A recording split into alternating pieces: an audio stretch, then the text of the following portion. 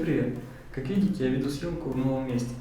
А это значит, что в моем гараже стало тесно. Я решил взять под свои руки соседнее помещение. Начало очень простое и незамысловато. Вынести все лишнее, оставив только одну пустую комнату.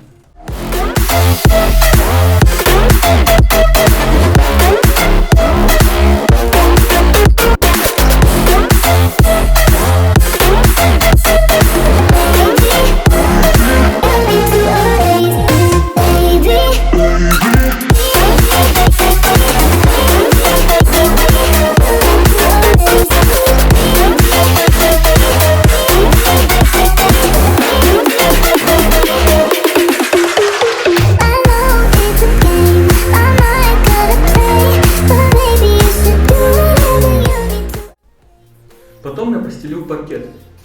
Коряво, криво, но я думаю, пойдет.